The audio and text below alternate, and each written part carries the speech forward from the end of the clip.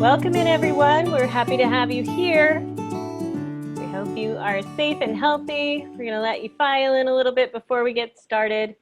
I'm Kate Westfall with Global Ag Investing. We've been having marvelous success with our webinar series, and we're glad to see that that is not slowing down.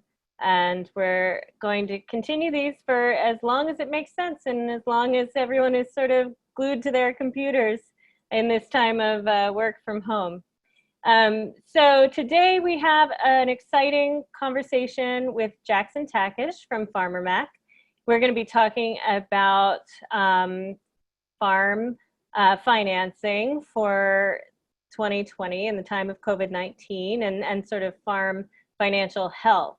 And all of your questions, if you can put them into the chat, in the Q&A chat.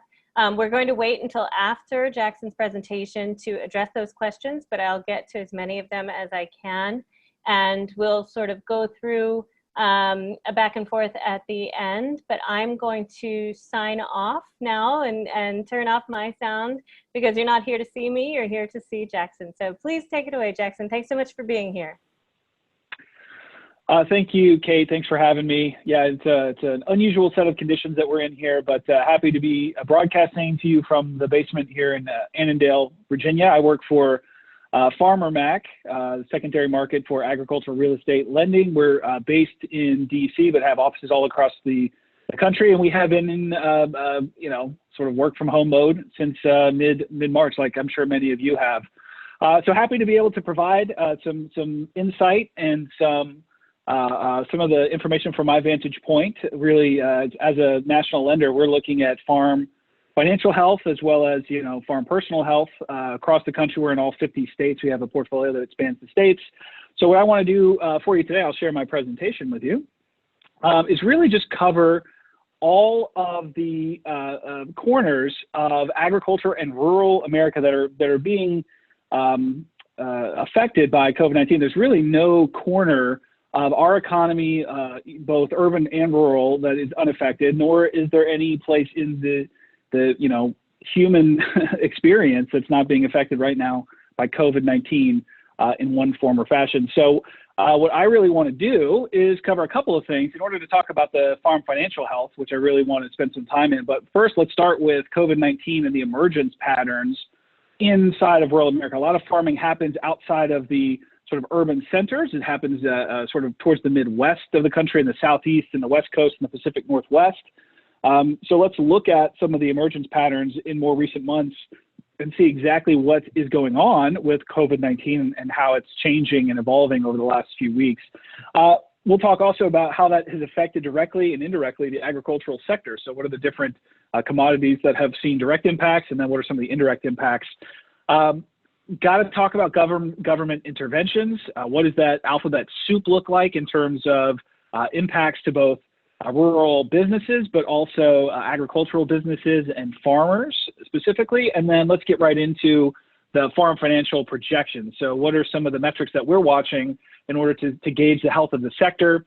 What are some of the influencers there? And maybe not just what's going on in the last 3 months or the next 6 months, but what might 2021 look like if we start to think past all of the current events and move on towards the future events. I'll talk a little bit about that as well. And if I've done my job, I've timed everything right, should have a few minutes at the end for Q&A. So I'm going to jump in to try to leave as much room at the back for Q&A as possible, and just start to talk a little bit about the COVID-19 emergence patterns in the rural and agricultural states.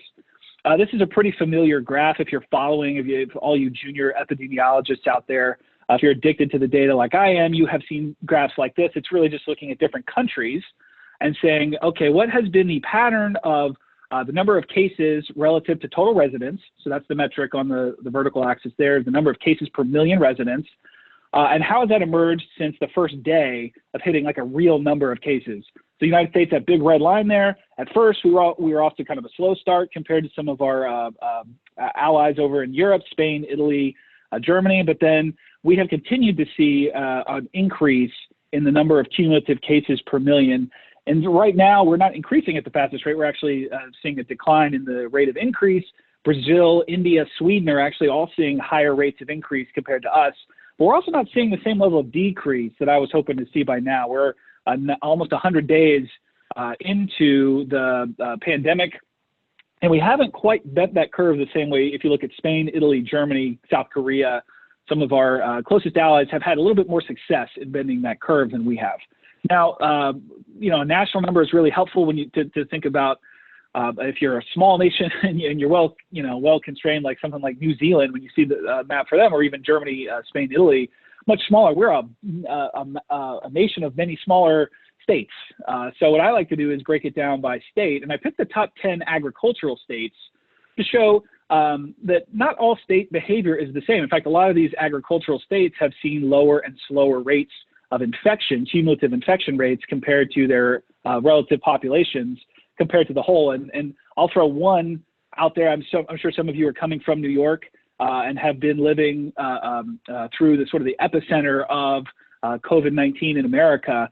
That the black double dotted line there is the New York state line. So agriculture, states that are really heavy in agriculture and rural residences, much lower in terms of the relative level of infection across those states. Now, what's really handy about some of the data, this is all coming from Johns Hopkins University. CDC has similar data. Every state public health center has its own data. Johns Hopkins does a good job of combining it all. And what we can actually do is not just base it on state. We can go hyper local and go down to the county level. In Virginia, we can actually go down to the zip code level, although I won't zoom in quite that far for you today. But one of the things I like to do is think about the urban-rural continuum. So we saw that, New York, with the New York City as sort of the epicenter of the outbreak here in America, drove the national number up. Is it an urban-rural story? Is the outbreak of COVID-19 and coronavirus spread, is that really focused on urban centers, or is it different in rural areas and agricultural areas? So the USDA does a great job of breaking out and categorizing each county in America with a 1 to 9 urban-rural rating. So if it's a 1, it's got more than 1 million residents, highly urbanized, a lot of density in population. Those are all the orange counties there. 9 being your more rural, less than 2,500 small people per square mile. Those are going to be your more rural. You see all across the Midwest there, from Montana down to Texas, a lot of green. So a lot of rural areas across the Midwest. So what I was able to do is map the two. So you got this urban-rural continuum code, map it back to the Johns Hopkins County data, and say, okay, well, how's this evolving? What are my active rates? So I think of active cases, the number of active cases. That's who is walking around today in your communities or in your counties that are transmitting, right? So 14 days been a research data point that says you can transmit the disease the most in the first 14 days of the virus's incubation period inside of your body. So let's just look at people who are actively transmitting the disease or have the highest probability of being active transmitters of coronavirus once they've contracted the disease. And so you can see in the first month of our pandemic through mid-March and mid-April, it was truly an urban versus rural story. There was a lot of transmission in urban counties. You saw that active case rate pop up to 15 to 1,600 per million. Still low numbers. It's unlikely that if you were just to throw a rock and hit somebody that they might have it at this point. Still very low probabilities. Much higher, though, in those urban counties compared to some of the other more non-metropolitan counties. If you fast forward into April and May, we've seen a great containment. So we don't see that until we bent that curve in terms of active cases in the urban centers.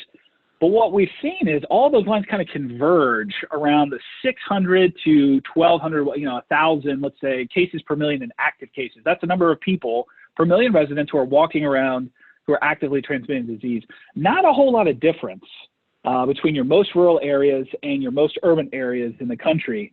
That tells me that what started out as more of a transmission amongst more densely populated areas, we're seeing community spread across all swaths and all sizes and all types of communities, almost regardless of how tightly dense the population concentration is. So it's almost irrespective of your county's population, because you're seeing the same level of transmission. Now, it's not entirely true because we're grouping all rural counties together and all urban counties together.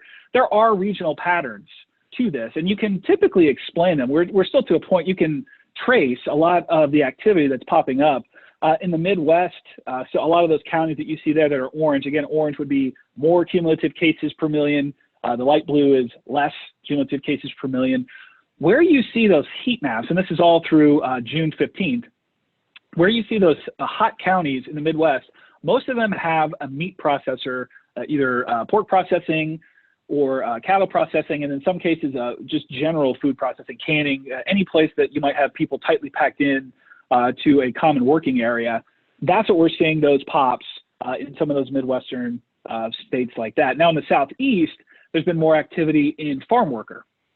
So what started out maybe our first test in the ag sector from direct COVID-19, so people getting sick and being adversely affected. I mean, there's a lot of horrible stories out there of families losing members who went to work in those meatpacking plants, some federal inspectors losing their lives, trying to keep food on all of our tables and in the meat cases in the grocery store. Horrific stories. Now we're seeing more things pop up in the Southeast. We've got a lot of activity in berry picking, in vegetable processing. So we're going to see more of that move towards the farm worker, out of the processing space and into the farm workers. And so you're starting to see that pop up. One of the data elements on here that I didn't put in the slide, but is starting to see more and more of, is at prisons and correctional facilities. So some of those dots that you see pop up are actually related to outbreaks inside of correctional facilities. Very difficult to contain something like that with such a tight living space. So that's another thing. The correctional facilities tend to be in rural areas, fewer in those more urban areas. So that's another element that helps explain some of the urban-rural collapsing into a common number there. So in summary, just to hit this real quick, rural cases started slower, but today we're not seeing that same level of divide. This COVID-19 is out there, it's circulating, and it doesn't really care where you live. It's in rural areas, it's in farming areas, and it's in urban areas, and it's transmitting in active ways about the same rate across all the different counties. Ag sector did survive, I would say, its first test. So a lot of stress on that meat processing, the supply chains for meat processing and dairy.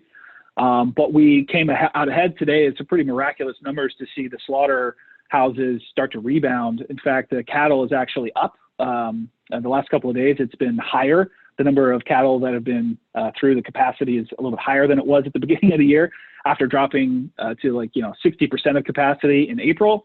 So strong bounce back there. We survived that first test, but I think the next test for the agricultural sector is going to be that farm labor pool. We're seeing it in the Southeast, a lot of stories popping up about farm workers being tested. They live in sometimes tight living conditions. They travel together in vans, cars, multiple people in the car. So it's a difficult thing to contain. It's a lot of activity out there for farm operators to start to provide PPE and look for ways to mitigate some of those risks for their farm labor pool. And that's, we talked to farmers about just making that plan for the fall to try to get ahead of it, right? So stock up on PPE, think about hand washing stations, all those things. So the West Coast is the next up, kind of in this rotation of vegetable and fruit harvesting. We're going to see a lot more activity, I think, coming from the West Coast in the coming months. But most of these farm operators have been ahead of this and are starting to think through, okay, well, how can I, take good care of my farm workers? It's an important part of my business, but it's definitely coming and starting to pop up, just like it did in the meat processing plants earlier on in the pandemic. Let's move on to what exactly has happened. So what are the sectors that have been most impacted, and how has COVID-19 affected the ag sector? A lot of this is sort of backward looking, so exactly what did COVID do for food and agriculture? And I think the first thing we can all agree on, it shocked demand in ways that we had not seen before in this country. So without schools, my wife is a school teacher, 8th grade civics teacher. So she has been dealing with a lot of uncertainty and a lot of steep learning curve on how to do virtual education. I'm sure some of you have family members in the same boat, or people who are in school. It's a different ball game. What we learned is how much milk and cheese is consumed in school, how much fresh produce is consumed in schools. I learned that the hard way by closing them, and all of a sudden you don't see that flow. Empty restaurants the same way, hotels. There was a lot of salad consumption, a lot of fresh tomatoes, lettuce, carrots, all those things were consumed in high quantities and at large scales in schools, restaurants, and hotels. Without those elements being open, we saw quite a backup onto the farm of fresh produce and vegetables. Also interesting to the ag sector was no driving. That's not a direct impact, but when you think about driving, you think gasoline. And when you think gasoline, you think ethanol. So without the consumption of gasoline, no one's buying ethanol to blend into the gasoline. And then the ethanol plant said, well, I don't need to stay open if no one's buying my product. I can't stay open if no one's going to buy my product. So about halfway through April, we were down to 50% of our capacity for ethanol was currently in production. That's a huge hit to the corn sector. So corn, about 40% of the corn crop is consumed through ethanol production. So if you don't have ethanol production for a couple of months, what happens to that demand, that corn demand? Now, a couple of statistics I'll throw out there, things that I'm watching and things that I encourage all of you to watch when you think about how does this demand going to come back. Just that mobility index, it's a Google number that comes out once a week for U.S. retail and recreation. So this is measuring how much people are moving around using Google Maps data, how much people are moving around retail, hotel, restaurant activity. We're coming back. It's a positive sign that people are considering going out again and hopefully doing so safely and using PPE to prevent further spread.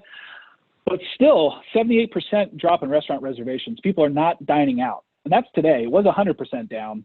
This is coming out of Open Tables data. Today, they're still 78% below where they were a year ago in terms of hotel or restaurant activity and restaurant reservations. And today, only 40% of restaurants are currently accepting reservations. So there's still a long way to go before we see this demand come back, and it's probably several months away from fully starting to pick up again.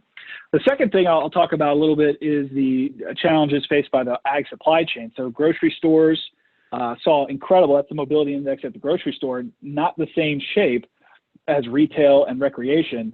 People fled, they fled to the grocery store to stock up, kind of dropped off, and then they've had a steady stream of activity. So a very different supply chain feeds grocery stores than feeds a restaurant and school and hotel sector. They've all had to kind of readjust and try to get more and more out to consumers either directly or through the grocery store, keep those meat cases full. And that was a real challenge with the meat processors that went offline. So I got two statistics there. In mid-April, we were down 36% off of our cattle processing capacity. So we were at 60% capacity, quickly running out of certain cuts of meat. Cattle prices dropped because there were too many cows, not enough buyers to put through the slaughterhouses. 42% on the hog sector. So you look at how many hogs are currently sitting in inventory. That's one of the reasons why we're still seeing depressed hog prices. It just takes a long time to build back from a 42% drop in capacity in the hog processing sector. Again, a lot of kudos to the workers and the managers of those plants. They've been able to adjust, put in PPE protections, and take a lot of more precautions for their employees. They're back up now to almost 100% in the cattle sector, about 96% in the hog sector. So I would have horribly predicted that. I would have said we wouldn't be back to normal until probably November or December. And they've been able to really adapt and adjust and get that back online, which is going to be a really big boon for meat prices down the line. The last thing that's happened in the last 6 months, or really the last 3 months, the changes and elements affecting international demand for agricultural products and competition have been challenging, to say the least. So Brazil and Argentina are biggest competitors for grain production. I thought perhaps they would see more challenge with their labor pool. It's a much more labor-intensive production schema down there. They have not seen that problem. The COVID-19 is only starting to affect them in the last month. So they were able to get most of their crops out to market. So we still saw tons of competition from South America. And the other thing that was working against us there, we saw a really strong U.S. dollar during this pandemic. So a lot of flight to quality. People were trying to get into U.S. assets. I get that, but the strong U.S. dollar hurts our export demand. So we can produce a lot of stuff in America. Our farm producers are excellent at production. We have to sell it someplace. We need that outlet into foreign demand, and with a stronger U.S. dollar, it's kind of tough. The graph I put out here is just the relationship of U.S. prices. So what does a U.S. farmer see for soybean price? That's in blue. And then what a soybean producer sees in Brazil. So that's the orange line there. We have seen probably an 8% drop this year in soybean prices, but the producer in Brazil is up almost 25%. So if you're a producer in Brazil, what are you going to do? You're not seeing the same price signals as a farm producer here. You're probably going to keep your foot on the gas pedal and want to produce even more, particularly in soybeans, which is the biggest competitor we have for soybeans is going to be that Brazilian producer. The last thing I'll mention is the China question mark. I mean, I think we were all pretty excited about the opportunities of a phase 1 trade agreement for China. They agreed to buy a lot of U.S. farm production, and we're starting to see that promise maybe erode a little bit. There's been some good purchases, a lot of good strides made. They're buying next year's soybean crop, which is good, even though some officials said they weren't going to buy U.S. products this year. But there's a lot of political rhetoric, and anytime those things heat up, as we saw the last 2 years, that can be a very tough signal for agriculture. We need China. We need them to buy more pork, more beef, more soybeans, grain, high-value products, even ethanol. There's an opportunity for them to buy more ethanol from us. All of those things are in jeopardy because of their economic situation as well as the political rhetoric. I think that coronavirus likely originated in China was just a very unfortunate, if it had to originate somewhere, I wish it had been somewhere else, just because we had so much going for us in momentum. And I think that threw a lot of things off kilter. So it's going to be a question mark as to we can get back on track with China. That's something I think we'll need to look at for 2021. In terms of prices, this is just a chart of spot prices for our major commodities, corn, soybeans, wheat, cattle, hogs, and milk. From maybe starting out January 1st, if we were at zero there, where are we today? What's been that trajectory? And so for most of our major commodities, we're off between 5 and 40%.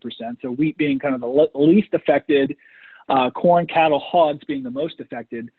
Milk was way off, so more than 40% decline through May, and all of a sudden we've seen a little bit of a rebound. I can talk about that a little bit more here in my next slide. But all commodities are experiencing this compression, strong U.S. dollar, drop in demand. There's really no commodity out there that's been completely unaffected. There's some alternative crops, some specialty crops. Anyone who can grow local maybe had a little bit more success, but all the major commodity crops are experiencing some of the pressures put on by COVID-19. Now, second half of the year, maybe more forward-looking. I think we've got a few mixed signals, maybe more signs for some optimism, but also a couple of headwinds that I want to bring up. The milk price, I'll just reference that from the last slide. We're north of $20 on Class 3 milk, which is a huge swing, going from, say, $12 a hundredweight to $20 a hundredweight was not something I would have predicted in May. A lot of that has to do with who's in the marketplace buying milk. The government has made a lot of purchases. I think that helps. There have been a lot more cheese production. Butter, cheese, and butter prices are both swinging positive in May and June. So I think that helps push the prices up. But if you look further out, so going out into October, November, December, it's not quite as rosy. So we'll see if we can hold. If we can keep that momentum up, I'm certainly doing my part. I got 2 young kids. So we're churning through, a couple gallons of milk every week. I encourage us all to be good dairy Americans and continue to support the dairy industry and buy more milk in June. It is the dairy month. So, do your part, buy some milk and cheese and ice cream and treat yourself to that. We can keep that milk price high. Ethanol production did rebound. So June was a good month for driving. I think we can probably hang on to that. I talked to a lot of friends who went carless a few years back. They have ride sharing. They do public transportation. They're all buying cars, and they all want to drive to, they don't want to get on airplanes. They want to take trips, go local, stay maybe a little closer to residences. So I think that may be a trend, particularly around urban centers where you see people shed cars. Maybe we'll get away from that for, say, 6 to 12 months, which could be an uptick in ethanol production. We're still at 70% to 80% of where we were at the beginning of the year, but that has rapidly come up. So ethanol producers making ethanol means that they're buying corn, and that's good for corn price. So hopefully we'll see that pass through. We can continue to see gains in ethanol production and sales for the rest of the year. And I mentioned this a couple of times, the meat processor bounce. The hog prices are still 40% off, but as they can get through that backlog of hogs that weren't being processed in April and May, we can see some rebounding there. There's still great pork demand from China. Their hog industry was decimated by swine flu the last couple of years. So they needed pork. They've been buying pork. If we can continue to step in and supply that market, I think that's a really good opportunity for hog sectors. Now, The downside here, some of the negatives I'm seeing for 21 might be a supply glut across a number of commodities. If you think about corn, if we can't use all the ethanol, if the ethanol that went out of production doesn't get fully utilized the rest of the year, you will see higher stocks at the end of the year for corn. Similarly, if soybeans aren't sold overseas, we have to do something with them. We hold on to them until next year. So that could create a lot of supply issues heading into 21. And that's when I start to see maybe this price pressure continue into future periods if we can't find someplace to put that stuff. It's simple supply and demand. What are we going to do with all the commodities that we didn't use in April and May? And then this global GDP hangover that we're going to experience from the economic lockdowns, we had to do it. The world needed to take a break and try to get a handle on the virus. But what it does slows economic growth, particularly in emerging markets. And that's where we had a lot of hope for selling more grains and more meats in 21 and the next 10 years, really.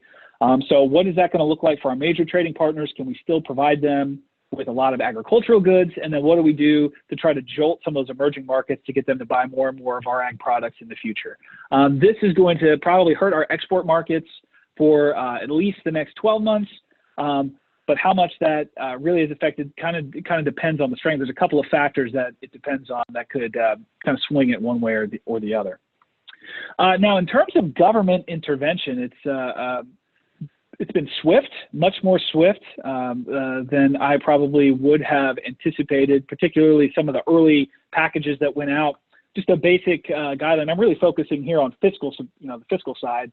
Obviously, the Federal Reserve has been incredibly active at pushing lowering interest rates, trying to make sure there was adequate liquidity, trying to keep credit markets happy, trying to just flood the market with more stable and consistent access to funds and liquidity. So put all that aside, all that is happening, all that has been relatively good for farmers, particularly from a credit perspective.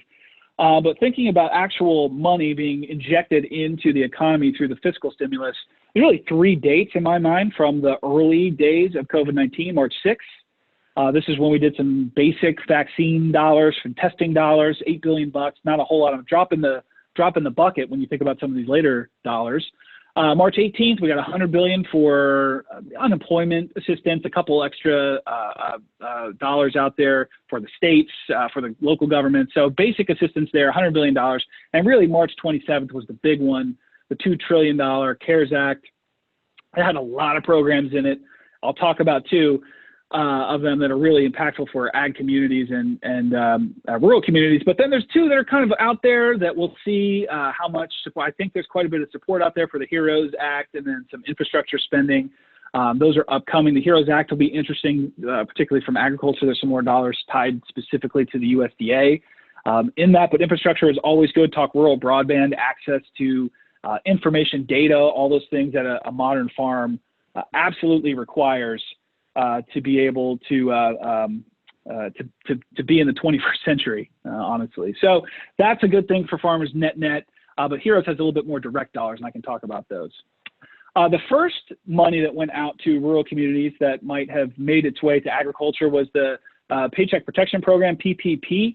And the first round that the Small Business Administration doled out, they actually did a great job of reporting where it went and what industry it went to. They tracked, if you applied, what was your industry? And as you can see here, we had about $3 billion that went out to agriculture, forestry, fishing, and hunting. So small number of loans, probably 30,000 loans, but $3 billion is not a small amount of money when you think the ag sector and ag production specifically earns about $100 billion in an average year. So an average year is about $100 billion in net farm income. So $3 billion of it may have come from the PPP payments this year. Now there was a second round that the SBA also put out. So there's probably a little bit more, between $3 and $6 billion would be my best guess, went specifically to agricultural businesses like farm operations or grain elevators, anything like that, that employed less than 500 people, could have had access to this money. So that's a nice injection, not a groundbreaking. As you can see, some of these other industries, much more dollars, construction, professional, manufacturing, all those have much higher dollar amounts. And in that orange bar there is the approved dollars that went out to those industries, much higher amounts. But regionally, what's interesting, I think the rural communities may have had a harder time getting through the approval process, finding a lender who could actively do it, get the programs up and running. But if you look at the breakdown of states who access the PPP dollars, so the vertical, I've got the percentage of small business employers in each state and how many loans went out to each state. So states like North Dakota, South Dakota, and New England, very high percentage of the small business employers in those states got access to PPP. And the dollars were very impactful. So everybody in kind of this upper quadrant, a lot of agricultural states, a lot of rural states, they actually had a lot of impact from PPP. The dollars were as a percentage of the payroll, so the small business payrolls, that's what's on the horizontal there. Loans is a percentage of the payrolls, high percentage, upwards of 22% of their annual payrolls were covered by the PPP amounts. And then you had a high percentage of the employers were actually able to get loans approved. Now, on the other side of the spectrum, you've got a place like Washington, D.C., low percentage of employers able to access, and then a low percentage of their payrolls covered. So I think in this map, and if you were to color code these by, kind of ag and rural or not, the ag and rural actually got a lot more benefit out of PPP than some of the more urban areas with more small businesses in cities and urban adjacent counties. That's a lot of that has to do with the dollars and cents, right? It's just more expensive, payrolls are higher, all those kind of things in those more urban areas compared to the rural counterparts. But what I want to highlight here is that the PPP for rural areas was impactful and probably more so than some of the other urban areas. The other big thing that came out of the CARES Act for ag was the Farm Assistance Program payments, the CFAP, which gave the USDA some money. They took $9.5 billion of new dollars authorized by CARES. They took another, 6.5 roughly that they had saved up from the market facilitation program and said, okay, we're going to do $16 billion in direct payments. And we're going to do another $3 billion of, we're going to buy up food and distribute it out to community centers and food banks. But the $16 billion is really what I want to focus on, because that is direct farm payments. You can apply as a farmer. There's a portal to do it, and they make it very easy. And you say, here's how much corn I had in the bin. Here's how much I marketed. They have a whole spreadsheet that you can fill out. They make it pretty easy to get the dollars in. You apply, you get 80% of the money that comes out of that calculator. You get 80% of it immediately. So the minute your application is approved, you get 80% of the dollars, and then they give you probably 20% of it back later in the summer or even around harvest time.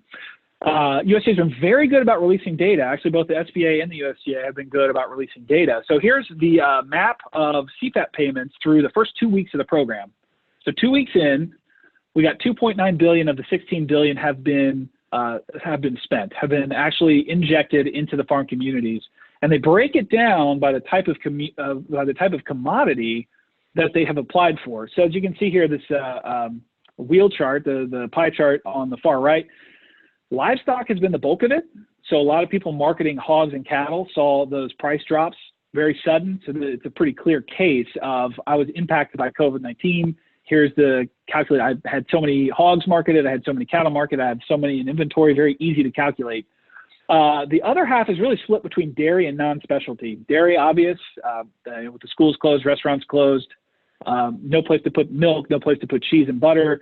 Non-specialty is your grains, so mostly corn and soybeans, but also sorghum. A couple other grains popped up as meeting the threshold, the price drop threshold to apply for these payments.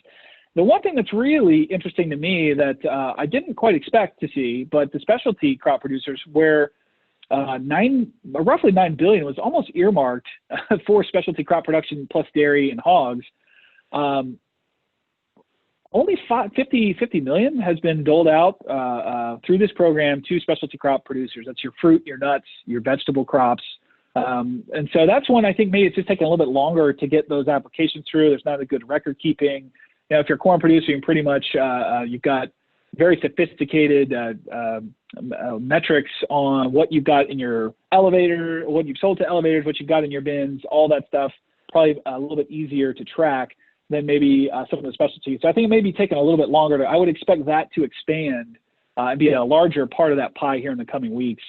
By state, it's mostly focused in your core ag states in the Midwest, So Iowa being number 1, Wisconsin, Nebraska, Kansas, all sort of that core Corn Belt area. A lot of dairy dollars in Wisconsin, Michigan, Minnesota. Really out west, only dairy has been going out. So California is fairly low compared to how much ag they have, fairly low in terms of CPAP payments. But again, let's keep an eye on this. This is available through the USDA's website. Pretty easy to download this report once a week, every Monday at 2 p.m. it comes out.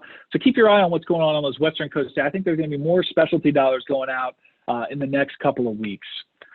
So how does this look? How does this year going to compare in terms of all? I've said $16 billion for one program, $6 billion for another program. We've got more dollars approved, more dollars maybe in the pipeline. How does that look for the farm sector historically? So we went back 20 years. The guy, Greg Lyons, put this chart together. It's a fantastic chart. So it goes back 20 years. Kind of stacks all the different programs up. One of the first things that we noticed, the MFP, the Market Facilitation Program, was big, but maybe there's other programs in the past. The government has introduced more dollars into the sector, put liquidity back into the farm sector in the past in higher rates. So it's not historically high, but it's impactful. The first $16 billion, the CFAP, okay, that's what puts us up here, puts us right in line with 2005. In terms of our historical government support program payments, direct program payments. We've also got $14 billion kind of hanging out from the CARES Act as part of a replenishment of the mechanism used to fund the Market Facilitation Program. So it's $14 more billion that frees up in July. They got to get through, I think, an audit. The USDA has to finish up there. Everybody gets audited, even the federal government. So once they get through that, they'll have another $14 billion at their disposal. If you add that in, you're talking $45 billion.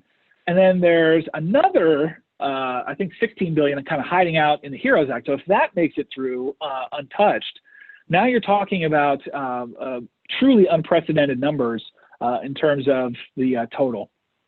So how does that all flow into the farm finances? There's a couple of metrics I like to look at in order to track farm financial health. Net income is a big one. There's two measures that you'll see published by the USDA. There's net cash farm income. That's the one I like. It's pretty easy to track. It's revenues, less cash expenses. Really simple, easy to project, easy to figure out. There's also a net farm income if you like the accrual-based adjustments, which are great. I love them. I'm a CFA guy. I understand the need for all that. But you're also introducing a lot of unknowns in terms of what percentage adjustments to inventory, what percentage adjustments for capital, all that kind of stuff, depreciation. It's a little harder. So I really like the orange line. And I look at the drop from 2019, which was a little over 120 billion in the sector in terms of total income. I'm projecting in 2020, we're seeing something more like 104, 105. So about 15 billion, despite all of those crazy price drops that I showed you like 3 slides ago, we're only going to be off something like 10 to 15 billion dollars from a pretty good year last year. If you look at why that is, what are the sources of change from 2019 to 2020, when we see a huge drop in cash receipts, all that market-based, all that related to commodity demand, then you start to see those offsets pop in. So we got $12 billion more in direct government support. That's the CFAP program payments. $6 billion more in other support. There's a lot of programs. So you're going to get crop insurance indemnities. You're going to get PLC support programs. So there's a lot of other programs going on that are not direct, but they're related to market conditions. So that's going to pop. And then we do have some decreases in cash expenses. So there's a lot of different things going on there. Feed costs, animal replacement costs, fuel costs. Oil was $0, negative dollars actually at one point, March or April. I can't remember exactly. All the days tend to run together at this point. So all those costs are significantly lower. And you also see fertilizer costs down. People are just not putting or applying as much fertilizer as they were. So the prices are down for that. Applications are down. Some of that's going to be offset, however, by labor. So I mentioned that earlier. Labor is the next thing I think we're going to see in terms of direct COVID impacts. Labor expenses either going to be higher because you have to try to find a way to mechanize your crop extraction, your harvest, or you're just going to have fewer access to people. And so you're going to have to raise your prices to get people on the farm to be able to harvest the fruit and the vegetables and the nuts that you need to take off your farm. In terms of solvency, this is a hard number to move around. Debt to asset ratio for the sector tends to be a pretty slow moving number. It is likely to increase this year, so I'm projecting it to go up from, say, like 13% to something close to 15%. That's all a measure of increases in the debt side of the ledger. So higher real estate secured debt, the operating stuff that it's a big part of the ag producers, annual capital stack. That's been relatively steady. I think that's going to be a trend we see for the rest of the year. Both banks and farm credits in the first quarter reported about the same level of ag production, maybe a little lower even on the operating side, but both have increased real estate debt secured side. So that's where people are putting on the debt. It's on the real estate, not on the operating line. They also have record low rates to refinance into. Lower inventory values, lower financial asset values, all that is going to take a little bite out of assets. Now, real estate, that's one it's kind of a question mark. So there's some warning signs out there. Banker expectations on some surveys show a little bit of weakness. We've seen the NACREIF numbers come out with some regional changes, regional downturns in some of the values, appraised values coming out of those measures. And then auction data has been relatively light. It's not the busiest time of year for farm auctions. It tends to be a little light this time of year, but the data we've seen has been somewhat flat coming out of auction data. The other side of the coin is interest rates are incredibly low. That's going to be supportive. If in a 1% world you can earn 2 to 3% on ag production, that's a pretty attractive offer. Investor interest has been good, and then there's a limited supply of the asset class. So stuff doesn't come up very often, and the stuff that does, there tends to be a solid market for it. So those are going to be some of your offsets. I think you're probably somewhere in the no change to plus, some small percentage, some real return to asset values this year, despite these headwinds. And a lot of that has to do with those mitigating factors. Liquidity is probably the biggest source of stress for ag producers out there. You do see some improvements in the expense side of the shop, but you've got declining current assets. Where's your source of liquidity? What is the quality of that liquidity? The ratio I like to look at here is the working capital to expenses. So how much dry powder do you have kind of sitting on the sidelines? If you see your expenses or your income drop, your expenses rise, your income drop, how are you going to offset that? You use your working capital to do that. And right now the sector is operating at near historic lows. 1980s were worse, but I think we're going to be seeing a pretty significant decline this year. This is what all that government support is designed to go into, is to keep this working capital and keep farms liquid so that they can live to fight another day. Some good news for farmers and the farm financial health is just the low interest rate environment covers a lot of ails. So in the 80s, what you saw in the last chart, record low working capital to expenses, record high farm interest expense to earnings. That's a bad combination, but right now we have low working capital, but also low interest expense. So there's a lot of options to save on interest rates. You can see more debt, but you can actually lower your payments because rates are so low. Farmer Mac is a secondary market for agricultural real estate lending. You can get great, if you're a farm producer, you've got land to lever, you've got access to really long-term and low rate capital. So that gives farmers, I think, a lot of options. And it's not just, Farmer Mac is one player in the marketplace. There's lots of players using Farmer Mac to offer and pass through those rates. But interest expense is going to be a big savings for farmers. Yes, earnings are lower, but the debt that is serviced by the farmers is manageable, and it kind of the options that they have today are very different than the 1980s. Maybe as a final point on what can happen when a general economy is going bad, it can bleed over into the agricultural financial economy. So in 2003, we saw very low farm incomes. But when you map out farm default rates, so this is the deeper the blue, the lower the farm default rate, the deeper the orange, the greater the farm default rate. When farm incomes were low but the economy was good, it's still pretty blue. But in 2010, when the farm economy was okay and the general economy was bad, there's a lot of orange. So there's a great amount of bleed over between the farm financial health and the general economic health. A lot of reasons for that, but I think off-farm income is a big component of agricultural producers' income statement, and it creates stability, access to healthcare. There's a lot of things that can come from the broader economy, and also interest rates and investments and all those sources of liquidity take a hit that can create some stress on the farm in their financial payments. So let's just hit the summary, and then I'll open it up for questions and get you guys a chance to pepper me with any questions you might have.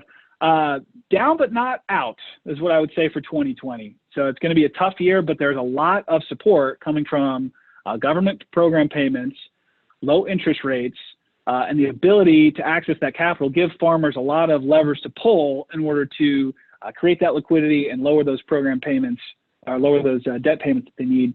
The liquidity is going to be the area of concern. That's going to be the hardest thing for some producers to get over, particularly in the dairy sector is going to be a tough one to rebuild from. The hog sector is going to be a tough one to rebuild from.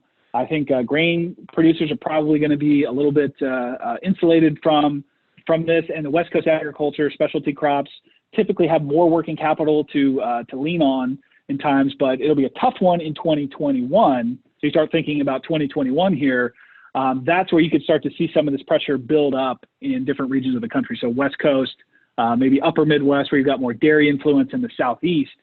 2021 is going to be an interesting time to see all this confluence of events come to fruition.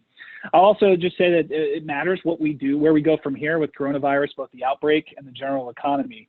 So things will be really great news, not just from a humanities perspective, but I think from the ag economy's perspective, is getting that vaccine in place or getting a good treatment in place. All that's going to change the inflection of what the rest of 2020 and 2021 looks like. We're not insulated from it.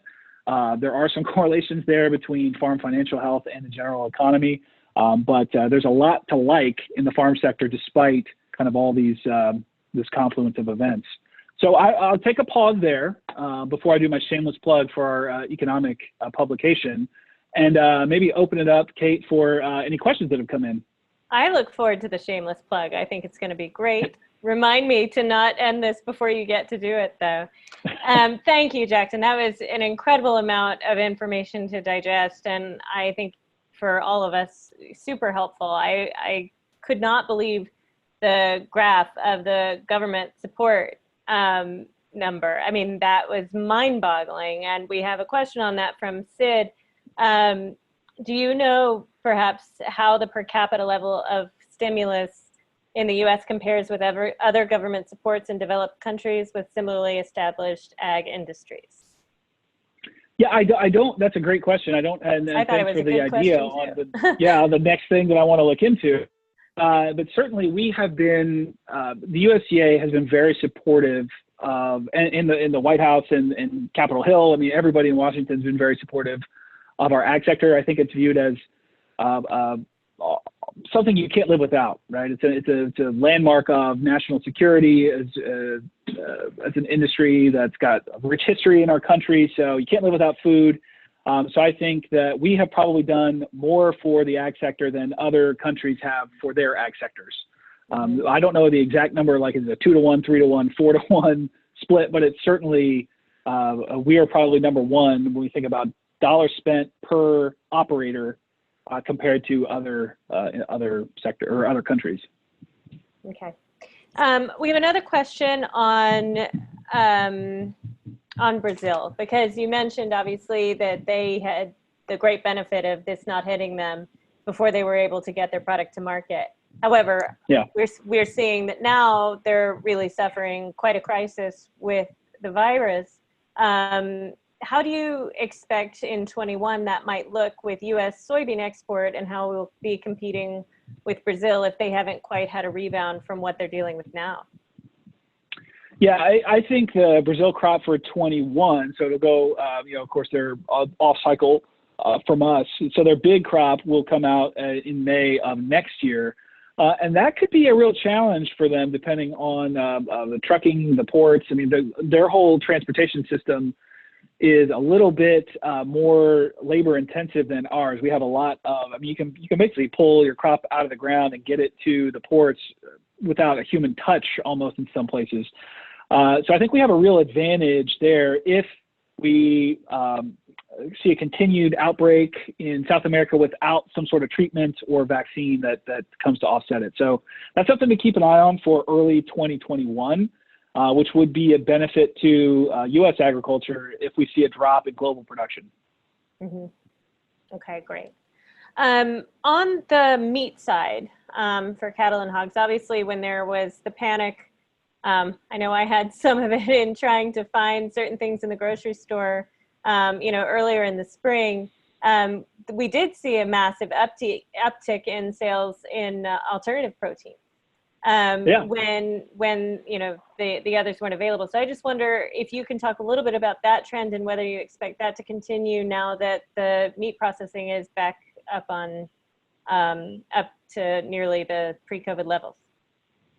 Yeah, I do think that's a long-term trend. I mean, you saw it in the dairy sector where alternative milks. I mean, to my friends in the dairy industry, I'll just say like almond water came on the scenes, or soy water came on the scenes. It was a game changer for milk consumption, and so I think we're headed for something similar in meat production. Now, what I'll say about the protein alternatives, they are not even close in terms of a taste or consistency, but I consume probably once a week a non-protein based or a protein alternative in my household. So I think what a lot of consumers are doing is they're augmenting or supplementing part of they'll still eat a lot of animal-based proteins, but they'll also introduce some plant-based proteins.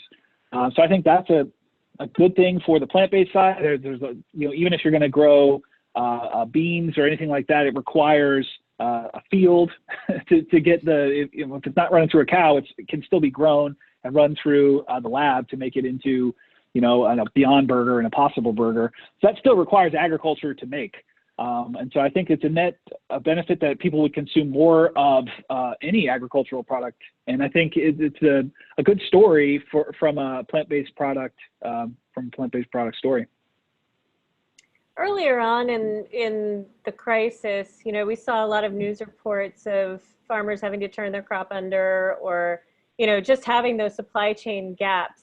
Are you seeing now that there is so much, government support for liquidity, are people going to just sit this one out? Are people holding back from planting? What does it look like in terms of what the harvest might be? I don't think people are holding back from planting. So I think there'll still be an adequate supply. I mean, in order to take advantage of the CPAP programs or anything like that, you actually have to have a crop that you would have taken to market and demonstrate that there was some sort of negative impact from you. So you're not getting paid not to farm, basically. So I think there's still going to be adequate supplies of fruits. You might see a little bit of drop in availability of berries and a couple other late summer crops if there is a shortage of farm workers. So that's something that we could see. I think farm producers are, that's what they do. This is their lifestyle. They want to get out there and produce, and they're doing their best to do that. The government support programs also have a food purchase. So, it's not just direct, sort of helicopter cash. It's also, if you make something and you can't find a place to sell it, we're going to buy it, move it into the food bank system or a lot of community facilities, churches, those kind of things. We're going to find a way to get those products to people who are hungry, because we know there's a lot of them. Yeah, for sure. Does the financing allow for other types of investments on farms? So I know you talked a lot about labor, and I wonder if farmers and operators are able to use any of this stimulus money to maybe make investments in something like robotics or other type of innovation infrastructure. Yeah, that's a fantastic question. I think there's going to be a lot of opportunity for capital investment. There's going to be a lot of capital demands in order to make those investments. In corn, soybeans, or core Midwestern grain sector, a lot of that mechanization has already happened. It can be largely done remotely or through automated systems. West Coast specialty crops, that's where there's been a lot of investment in the last, say, 5 years. They're building robots to pick strawberries. Automated milking has been very popular in Europe, in the Netherlands, but never really taken root here. This might be the thing that does it. So all the investment's been happening on development of the technology. This might be the thing that sets people up to say, you know what, I'm actually going to take that plunge, because now I can see the downside risk of not having access to people or not having enough outlets for my goods and not being able to pivot. I think one of the biggest problems in the dairy sector was so many plants are set up to make 25 or 40 pound bags of mozzarella. They're not really geared to make the 8-ounce bag that you and I buy at the grocery store. So what do you do with pallets of mozzarella when the pizza shops are all closed? So I think there's going to be a pivot in some of those industrial supply chains as well to make it more dynamic and be able to switch and do production into different supply chains when you need to. Mm-hmm. For sure. You talked a little bit about export markets hurting for 12 months, maybe at least. Is there an end date on something like the HEROES Act? Is there a timeline for that when it's sort of spread your wings and fly, you're on your own, or is it sort of open-ended at this point? Well, I mean, I think that's a great question. I think we expected, so MFP, if you rewind the clock, this was going to be the year we got out of MFP because the markets were going to come back and the prices were going to rebound and everyone was going to be happy again. And so we have a similar question today. Okay, well, so we've got a lot of government support programs in the CARES and CFAP, and if we introduce more through CCC and HEROES, when does that run out? And so I don't expect all of those bars that we kind of stacked up there to take that total off the page. I don't expect all of that to go out in 2020. I think some of that's going to be layered, and they have the ability to kind of layer that into program payments into 21 or even 22 if they have to, because the market hasn't rebounded. So I think there's flexibility in terms of when that money can go out and how much of it can go out. I don't know the specific, legal language. And the HEROES Act is still in, I think it's at the Senate now. I think the House passed it, but I think all that's up for debate. But I think that will probably be available in 2021, depending on how the markets respond. Okay, great. I don't think we're going to see $60 billion out the door in government support payments. That would be a lot of liquidity to flood in a $100 billion industry. To see $60 billion come from government sources, I think would be pretty unheard of. Yeah, for sure. Got one more. Can you give us your thoughts around the impact on farmland values and farm incomes if we see a significant second wave materialize this year? Yeah. So, I mean, I think we're at a point now, because interest rates are low, we've seen incomes on the farm really supported by government payments. So you kind of got, maybe a floor on your income level with a interest rate environment that is at its floor. So we're kind of in a natural environment or sort of an equilibrium on the economic side. So between, straight cash flow versus your interest environment. The real X factor is supply. So how much land comes up for sale? How much land do people just kind of hold on to? And so that's going to be what moves the markets. So if we see a lot more people try to sell in the next year, that's going to dramatically change. And this is regardless of why. So it could be that there's some transitions in the farm families, so people, retiring or transitioning out of farming, or they want more liquidity. I don't exactly know why that would be. I don't think it's going to be COVID-19 taking, making a lot of farmers sick. I don't think that's going to be the thing to do it. It's really going to be driven more by, I think, economics. And the economics have good supports right now. So I don't anticipate a second wave being a material impact to the land values right now. But that could change, a lot of stars and caveats on that. I think if conditions hold today, economic conditions hold today, and we had a second wave, I don't think the second wave would be the thing to move land values. Okay, great. Well, we're coming up on our hour, so I want to make sure you get your plug in. But I also want to let you know I'm going to do my part on the cheese. I promise. I also am one of those people who, for the first time in about 18 years, is considering buying a car. So there is anecdotal evidence on the urbanites potentially going to the roads. Some people are asking whether or not we're going to share the presentation, and Jackson and Farmer Mac have said, yes, we can. So we're very grateful for that. I will send you all an email with how you can access the video of this as well as the deck. So we will do that. We have other webinars coming up, and past ones you can see at globalaginvesting.com/webinars. But before you go there, I encourage you to go to farmermac.com to learn a lot more about what they do and what our friend Jackson does. And so now, shameless plug, go. Shameless plug time. I'll share my screen one last time.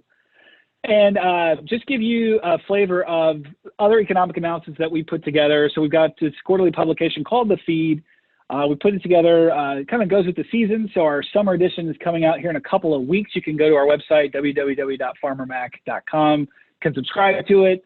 You can also send us comments, requests, and questions to the feed at farmermac.com. Visit the website. There's a whole backlog. I think we've done 18 issues of the feed. So it's been around for a little bit of time. We're always happy to take on new things. You'll see a lot of what I talked about today. We're going to be doing in greater detail in that publication. So watch for that here in a couple of weeks. And if you have any questions, you can reach out to us through the website. We got a business development team that can answer any questions about what we do as a company, how we can help your organizations. So I'd also encourage you, if you had questions about how Farmer Mac can help institutional investors in the space of farmland, we've got a lot of materials on the website and people who can help walk you through it. And that's my shameless plug, Farmer Mac. I waited till the end to do it.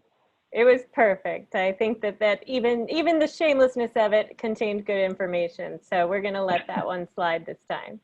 Jackson, thank you so much. This has been really fun and I think very informative for everyone. Really appreciate it. All right. Thank you all. Have a great evening. Okay. Stay safe. Stay happy. Bye-bye.